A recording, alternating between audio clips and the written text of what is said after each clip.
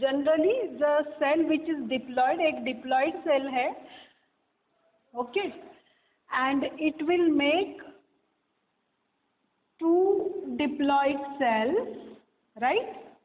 This diploid cell will make two diploid cells. This is parent cell है, diploid है, and these are daughter cells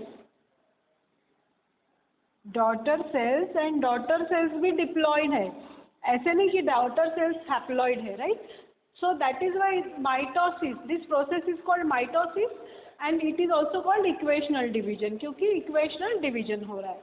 Now अगर ये cell human cell है, if it is a human cell, तो ये process को humans में, अगर ये सेल ह्यूमन सेल है या फिर यूकैरियोटिक सेल है, डिप्लॉयड सेल है, तो ये सेल को एक सेल से दो सेल बनने में कितना टाइम लगता है? 24 hours. It takes 24 hours for one cell to divide, ठीक है. Now but proper cell division जो है वो सिर्फ 1 घंटा, it will take only 1 hour. तो 23 आवर्स सेल क्या करेगा? तो 23 आवर्स सेल प्रिपेयर करता है खुद को डिवाइड होने के लिए.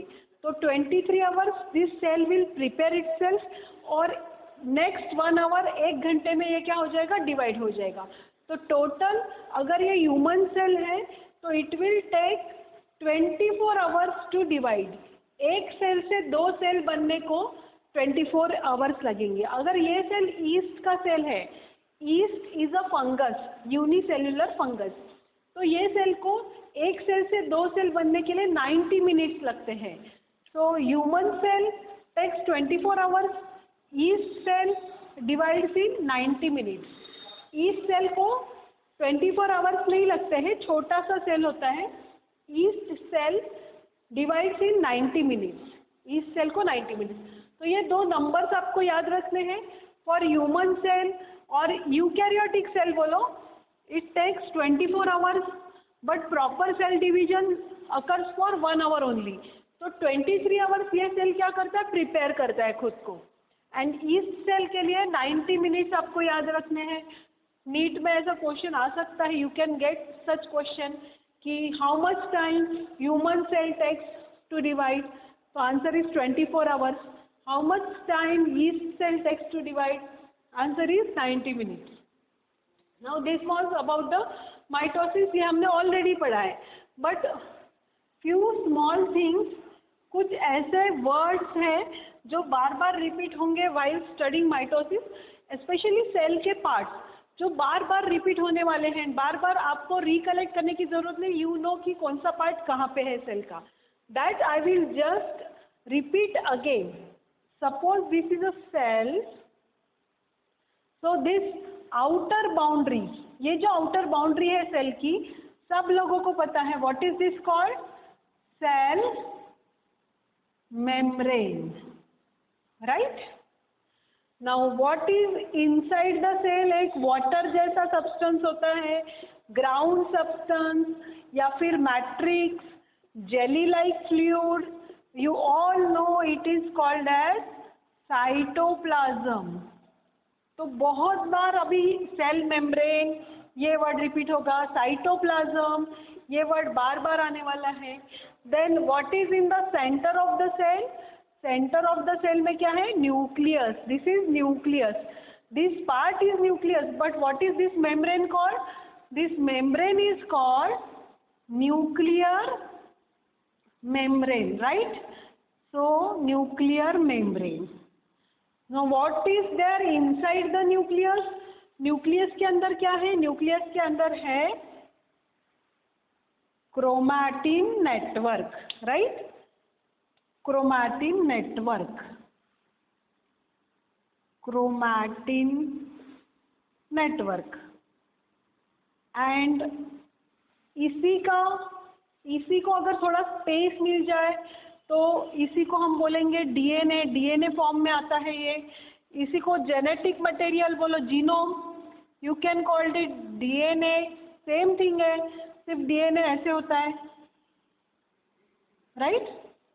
जीनोम बोलो, जेनेटिक मटेरियल बोलो. genetic material. So these things, these four labelings are very important when you are going to study cell division. बार बार ये वर्ड्स रिपीट होने वाले हैं, cell membrane, cytoplasm, see nuclear membrane and chromatin network. और ये कब दिखेगा तुमको? जब सेल रेस्टिंग फेज में है, इंटरफेज में है, जब कुछ कर नहीं रहा है वो सेल. ठीक है. नाउ वेरी इंपॉर्टेंट लेबलिंग जो now you will come across that name always, and that is, वो कभी पोल्स पे ही रहेगा, नॉर्थ पोल, साउथ पोल. ठीक है. and that labeling is, we have already seen, that labeling is called as centrioles. We have seen centrioles help in cell division. centrioles से spindle fibers निकलते हैं, spindles, right? so centrioles. और centriole कहाँ होते हैं? Where are centrioles located? Near nucleus, nucleus के पास. So very important labelling centrioles. जब भी now next time whenever I will use the word nuclear membrane, ये रिकलेक्ट होना है तुमको. I will use word centrioles. Centrioles are the bodies present near the nucleus, spindle fibres form करते हैं. तो cell division में ये word बहुत बार आने वाले हैं, cytoplasm, nuclear membrane, centrioles. And this is chromatin network, right? यही डीएनए है, इसी को जीनोम बोलो, इसी को जेनेटिक मटेरियल. और इसी से क्या फॉर्म होते हैं? Chromosomes. Chromosomes, right? So keep in mind this 5 labelings before we start with actual process of mitosis. Studying mitosis. अब माइटोसिस एक सेल है, ये parent cell. Parent cell is going to divide and it is going to make 2 daughter cells, right? 2 daughter cells बना रहा है एक parent. But ये जो माइटोसिस है, it is not going to happen in one step. एक step में नहीं होगा.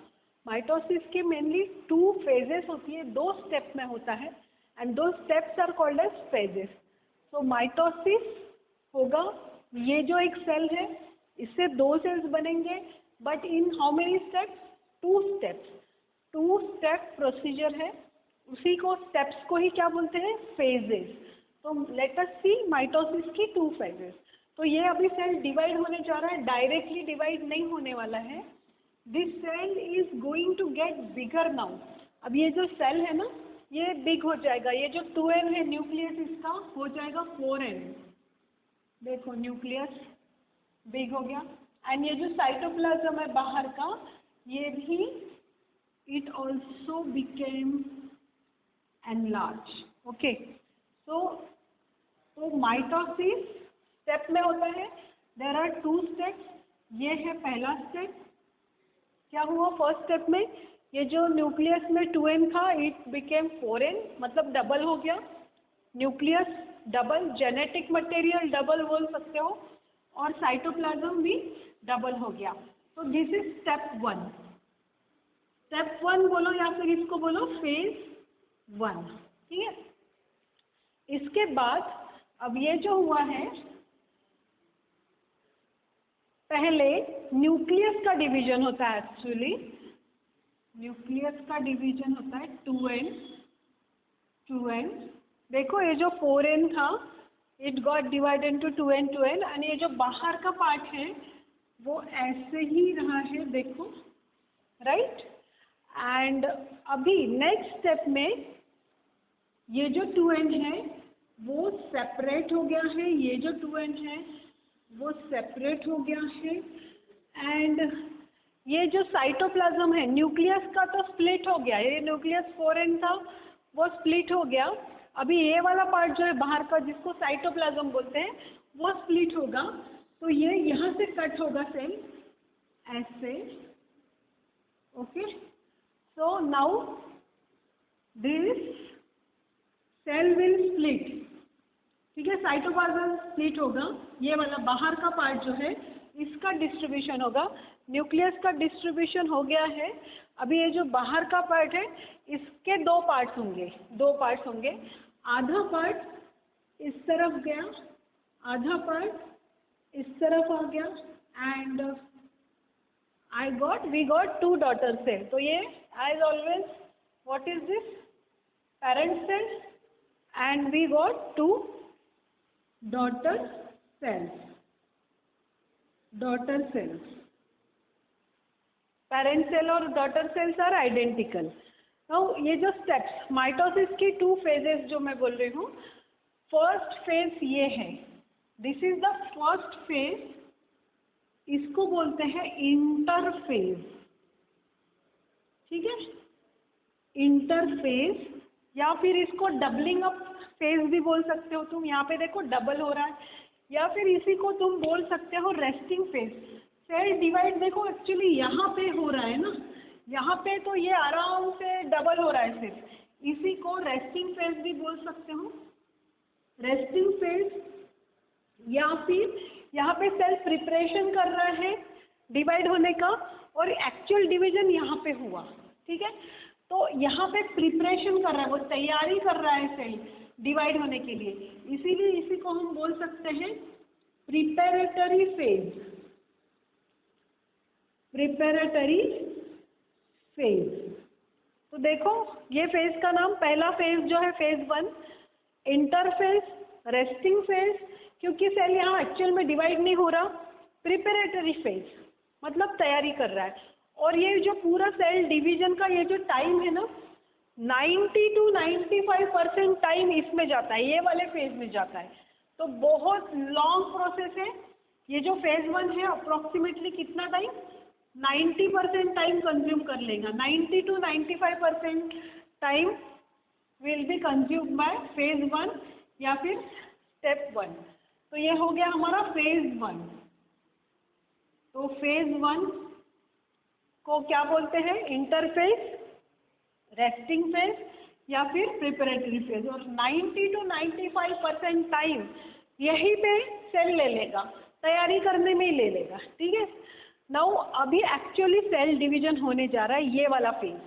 देखो यहाँ पे ये न्यूक्लियस स्प्लिट हो गया, न्यूक्लियस स्प्लिट हो गया, और यहाँ पे साइटोप्लाज्म स्प्लिट हो गया. ये जो बाहर का साइटोप्लाज्म है इसके 2 पार्ट्स हो गए, एक पार्ट इधर, एक पार्ट इधर. तो this is actually cell division. ये तो प्रिपरेशन है. तो 10% में सेल डिवीजन हो जाएगा, 10% टाइम में, बट 90% टाइम में वो सेल तैयारी करेगा. जैसे ह्यूमन सेल का मैंने बताया था, ह्यूमन सेल को 24 आवर्स लगते हैं यहाँ से ऐसा बनने में, 2 सेल्स बनने में. तो 24 आवर्स में से 23 आवर्स यही चला जाएगा, 23 आवर्स ये वाला ही फेज चलेगा. कौन सा, इंटरफेज.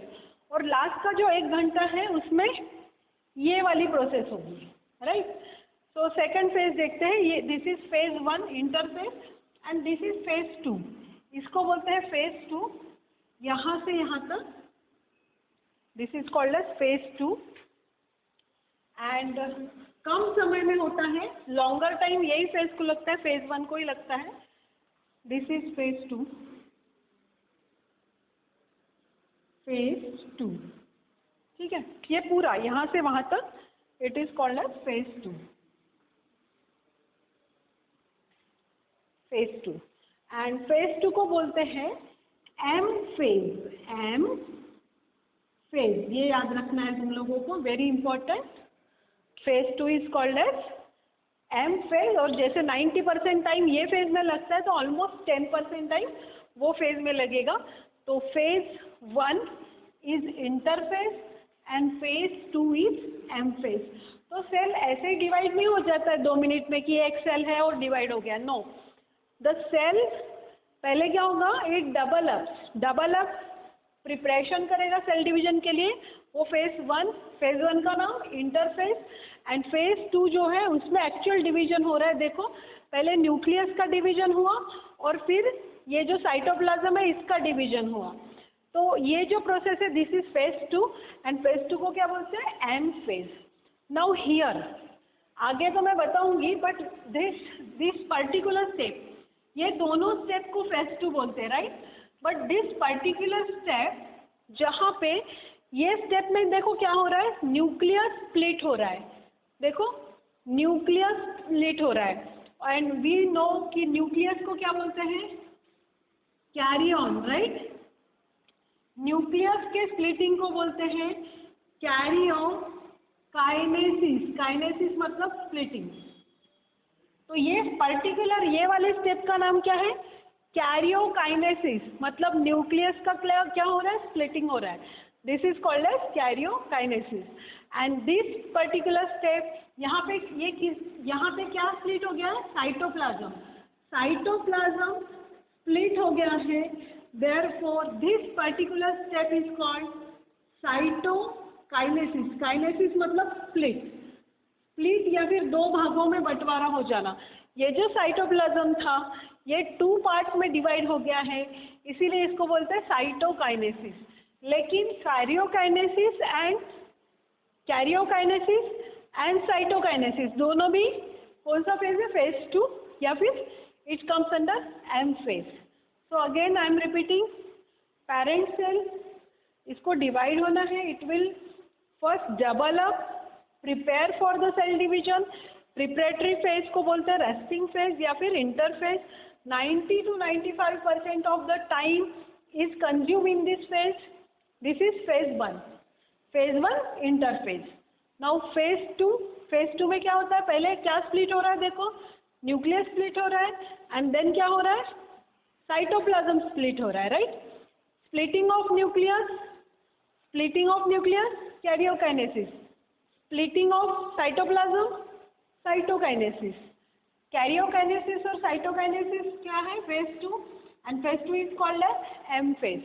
तो माइटोसिस 2 फेजेस में होता है, one is interphase and second is M phase. That you have to keep interphase and second phase is M phase, right? And ऐसे straight forward look में देखा था हमने, क्योंकि एक सेल है वो डिवाइड हो रहा है।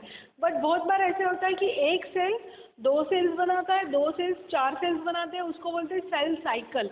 तो ज़रूरी नहीं कि एक सेल एक ही बार डिवाइड होता है, एक सेल बहुत बार डिवाइड होता है। जब एक ही चीज़ रिपीट हो रही है ना बार बार उसको बोलते हैं साइकिल। तो हम लोग थोड़ा सा ये माइटोसिस की जो 2 फेजेस हमने देखी थी ना, वो हम लोग साइकिल फॉर्म में देखते हैं, वही 2 phases, but we will see it in cycle form. और क्यों साइकिल फॉर्म में देखना है, that I will tell you now. Suppose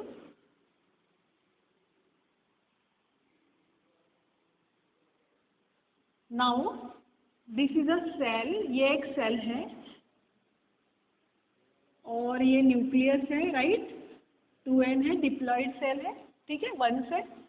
now ये सेल को डिवाइड होना है, ठीक है? तो डिवाइड होना है तो ये this cell will enter in which phase? कौन से फेज में एंटर करेगा? ये शुरू का फेज कौन सा होता है? Interphase, right? So this cell will now enter in interphase. और ये वाला जो पार्ट है वो है इंटरफेज, जिसको हम फेज 1 बोलते हैं, राइट? तो ये सेल इंटरफेज में एंटर हो गया है। एंड देखो अभी मैं इंटरफेज ड्रॉ कर रही हूँ, ये पाई चार्ट जैसा आप कंसीडर करो। And what it is like interphase,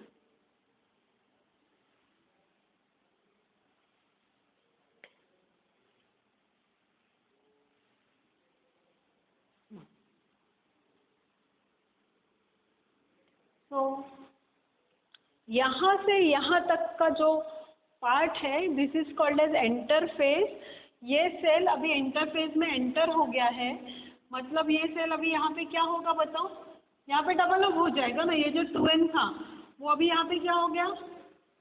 4n, right? So this whole part is step 1। ये वाला पार्ट है दिस पार्ट, या फिर इसको मैं शेड कर देती हूँ for your understanding. So this is phase number 1, जिसको हम बोलेंगे इंटरफेज। इंटरफेज को हमने क्या बोला था? रेस्टिंग फेज, और एक नाम दिया था प्रिपरेटरी फेज। Preparatory phase.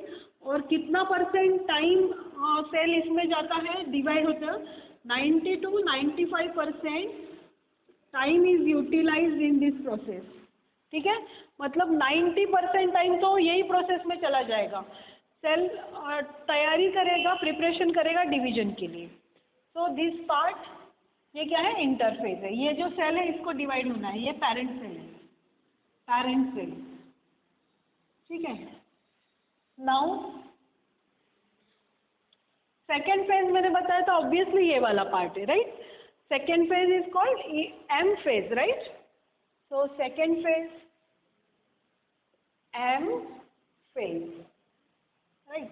यहाँ पे एक्चुअल में सेल डिवाइड होता है, यू मस्ट बी नोइंग।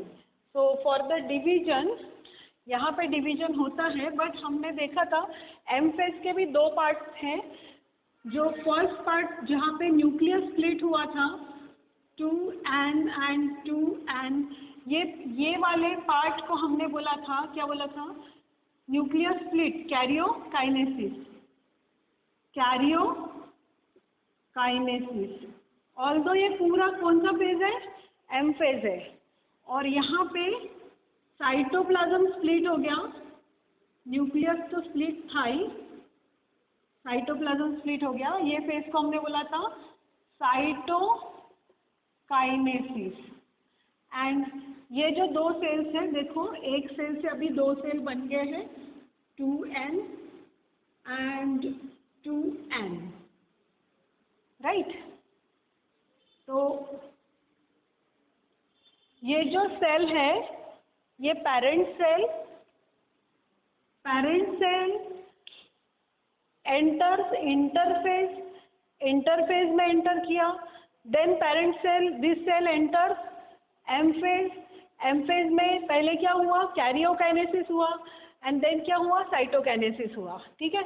और ये दो सेल्स बन गए हैं, पेरेंट सेल एक था, एक सेल से ये दो सेल्स बन गए हैं। नाउ इसको मैंने ऐसे सर्क्यूलर पाथ में क्यों बताया, जैसे फर्स्ट टाइम मैंने बताया था यहाँ पे पेरेंट सेल निकाला था, फिर ये निकाला था, फिर ये एंड फिर ये। तो ऐसा सर्क्यूलर पाथ क्यों, सर्क्यूलर वे में क्यों स्टडी कर रहे हैं हम लोग। तो हम लोग तो देख रहे हैं इसी को सेल डिवीजन बोलते हैं ना। ये एक सेल था, ये एक सेल ने दो सेल बनाए, इसी को क्या बोलते हैं, सेल डिवीजन। बट अगर ये जो दो सेल्स बने हैं, ये जो दो सेल्स बने हैं, ये दोनों को और अगर डिवाइड होना है तो बताओ ये दो सेल कहाँ एंटर करेंगे, बताओ। Obviously these two cells will enter, कहाँ एंटर करेंगे, इंटरफेस। और यहाँ पे जहाँ पे ये एक सेल फॉरेन बना था, यहाँ पे अभी एट ए टाइम कितने सेल फॉरेन बनेंगे, 2 सेल्स। और यहाँ पे कितने बनेंगे, 4 बनेंगे ना, 2 थे, यहाँ पे एक सेल से 2 सेल्स बने थे। अगर यहाँ पे 2 सेल्स एंटर कर रहे हैं तो ऑब्वियसली हमको यहाँ पे क्या मिलेंगे, 4 सेल्स, 4 सेल्स। तो दिस विल गो ऑन, अगर ये रिपीट होता है, जैसे ये एक सेल से हमको 2 सेल्स मिले और ये 2 सेल्स को भी आगे डिवाइड अगर होना है तो ये 2 सेल्स कहाँ एंटर होंगे, बताओ। Obviously these 2 cells will enter into interphase, फिर से तो ये साइकिल चलता रहेगा। फिर यहाँ पे जो 4 सेल्स बने हैं, 4 सेल्स बनेंगे, वो 4 cells will again enter here, और वो 4 सेल्स से कितने बनेंगे, 8। Then 8 cells will again enter cell cycle, इसको एक्चुअली सेल साइकिल बोलते हैं। अगर एक बार हो रहा है, ये एक बार हुआ, एक सेल से 2 सेल बने तो सेल डिवीजन। लेकिन बहुत बार हो रहा है तो हम क्या बोलेंगे उसको, सेल साइकिल। वही रिपीट हो रहा है ना, बार बार वही रिपीट हो रहा है, सिर्फ नंबर ऑफ सेल्स बढ़ रहे हैं, राइट। सो सेल डिवीजन बोलो या फिर सेल साइकिल बोलो। ये साइकिल फॉर्म सर्क्यूलर फॉर्म में मैंने इसलिए ड्रॉ किया है। In the text book also you will find it in circular form. It is easy to remember. One cell, there was one cell, it entered interphase, doubled up interphase, then it entered M phase. M phase में पहले क्या हुआ उसका, karyokinesis हुआ, and फिर बाद में क्या हुआ, साइटोकाइनेसिस हुआ. इसको आप एक अपने एग्जाम की तरह याद रख सकते हो. फॉर एग्जाम्पल, आप अगर कुछ बोर्ड क्लास 12 का बोर्ड एग्जाम देने जा रहे हो या फिर एंट्रेंस JEE नीट देने जा रहे हो, राइट. तो ये जो सेल है यहाँ पे आप आपको कंसीडर करो, ठीक है, आप हो ये. तो ऑब्वियसली डायरेक्ट तुम एग्जाम दोगे क्या, ये एग्जाम है, this is the result, actually ये एग्जाम है. तो पहले तुम डायरेक्ट एग्जाम दे के रिजल्ट आएगा क्या, जैसे तुम क्लास 11th में आए 10th पास होके, ये तुम क्लास 11th में हो, डायरेक्ट एग्जाम दे के रिजल्ट आएगा, नो. एग्जाम देने से पहले तुम क्या करोगे, what will you do, you will prepare. तो ये जो सेल का प्रिपरेटरी फेज होता है ना, कोई भी काम करने से पहले हम क्या करते हैं, प्रिपेयर करते हैं, देन एक्चुअल काम करते हैं। तो सेल डिवीजन में सेल क्या कर रहा है, पहले फेज में प्रिपेयर कर रहा है, देन एक्चुअल सेल डिवीजन कर रहा है। तुम लोग भी एग्जाम देना है तुमको 12th बोर्ड्स का, बट तुम डायरेक्ट दे दोगे नहीं। What will you do? You will prepare. How many years? 2 years. You will prepare for 18 months, right? तो प्रिपरेशन फेज तो सबके लिए ही अप्लीकेबल है ना। तो सेल डिवाइड हो रहा है तो ऑब्वियसली वो प्रिपेयर करेगा and then it will divide. आप एग्जाम दे रहे हो, ये आप हो, आप एग्जाम दे रहे हो तो आप क्या करोगे, प्रिपेयर करोगे and then you will give the exam. ये बोर्ड्स है और ये एंट्रेंस है, right? Boards and entrance, JEE NEET, and ये क्या है, रिजल्ट है आपका, राइट? सो सेल डिवीजन के लिए याद रखना है, फर्स्ट फेज क्या है, preparation phase and then exam phase, division phase. तो तुम्हारा भी पहला फेज क्या रहेगा, अभी जो तुम्हारा शुरू है फेज, आप लोगों को एग्जाम देना है, राइट? बट आप लोगों का कौन सा फेज शुरू है, ये वाला फेज शुरू है जिसमें आप डबल अप होने वाले हो, साइज वाइज नहीं, पढ़ाई वाइज। पढ़ाई आपको डबल करनी है, 11th 12th एंड एंट्रेंस की करनी है। पूरी अच्छी तरह से प्रिपेयर हो जाओ ये फेज में, कौन से फेज में, इंटर फेज में, एंड देन आपको एग्जाम देना है, boards exam karyokinesis and entrance exam cytokinesis, right? And then there will be result आ जाएगा। So keep in mind preparation phase and exam phase, preparation phase and cell division phase. Actual cell division ये वाले part में होता है, but देखो तुम्हारी exam भी प्रिपेयर तो तुम 15 महीने पढ़ाई करोगे, एग्जाम तो क्या 15 दिन में बोर्ड्स हो जाएगा, और नीट और JEE तो एक ही दिन में हो जाती है। जैसे सेल का 95% टाइम प्रिपरेशन में जाता है, तुम्हारा भी 95% टाइम किस में जाएगा, प्रिपरेशन में जाएगा, पढ़ाई करने में जाएगा। एग्जाम तो 10 दिन में हो जाएगी, राइट? तो that is why preparation time हमेशा लॉन्ग रहता है। वेदर आपका एग्जाम है, आप 11th 12th कर रहे हो या फिर सेल डिवाइड हो रहा है, प्रिपरेशन टाइम इज लॉन्ग। और एग्जाम तो फास्ट हो जाती है ना, एग्जाम 8-10 दिनों में हो जाती है। तो वैसे ही ये जो एम फेज है ये शॉर्ट होता है, सेल एक्चुअली डिवाइड इसमें हो रहा है तो ये जल्दी से हो जाएगा, बट प्रिपरेशन के लिए उसको टाइम लगेगा। तो keep in mind preparation phase 90 to 95% time, and M phase जिसमें सेल एक्चुअल में डिवाइड हो रहा है that is only 5 to 10% time. ये याद रखना है आपको। जैसे मैंने एग्जांपल दिया आपके एग्जाम का, आप प्रिपरेशन 2 साल करोगे और एग्जाम तो जल्दी हो जाएगी ना आपकी, तो 90 to 95% टाइम आप प्रिपरेशन करोगे और एग्जाम 8-10 दिन में दे दोगे, right? So keep in mind 2 phases of mitosis. हम लोग क्या देख रहे हैं, माइटोसिस देख रहे हैं। माइटोसिस की कितनी फेजेस है, 2 phases। One is interphase and second is M phase. So 2 phases of mitosis, interphase and M phase. उसमें मैंने एम फेज में बता दिया ऑलरेडी, जहाँ पे न्यूक्लियस स्प्लिट होता है that phase is called karyokinesis, and जहाँ पे साइटोप्लाज्म स्प्लिट होता है वो फेज को बोलते हैं साइटोकाइनेसिस। बट दोनों भी किसका पार्ट है,